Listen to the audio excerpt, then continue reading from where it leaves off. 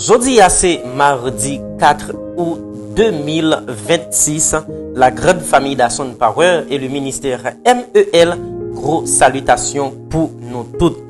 Il est très important pour nous capables de voyons l'autre sous-titre en dans le baptême du Saint-Esprit. C'est nous parlons quelques évidences ou du moins quelques signes du baptême du Saint-Esprit.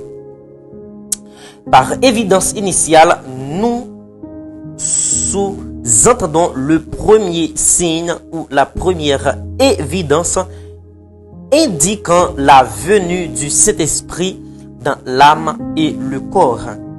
Dans le livre travail, là, baptême Saint-Esprit a souvent accompagné de l'expérience du parler en langue.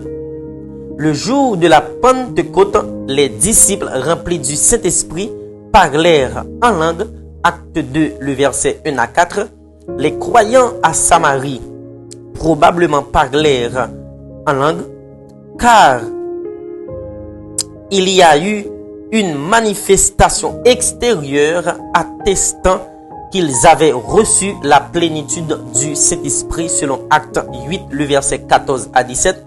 À Césarée, quand l'Esprit tomba sur les gentils, c'est-à-dire les inconvertis, ceux qui exprimèrent en d'autres langues, Acte 10, versets 44 et 45, les disciples que Paul rencontrait à Éphèse firent également l'expérience. C'est quelques signes à montrer ou là, quelques évidences que nous avons montré du baptême du Saint-Esprit.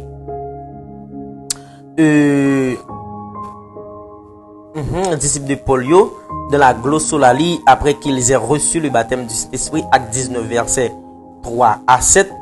Donc on peut avancer que le parler en langue est l'évidence initiale du baptême dans le Saint-Esprit. Se basant sur Joël 2 28, certains théologiens pentecôtistes affirment que la prophétie pourrait être également une des évidences du baptême dans le Saint-Esprit. Ça nous a montré quelques signes, quelques évidences dans l'évidence initiale du baptême du Saint-Esprit. Enregistrez verset ça yo, lire yo, que bon Dieu bénisse.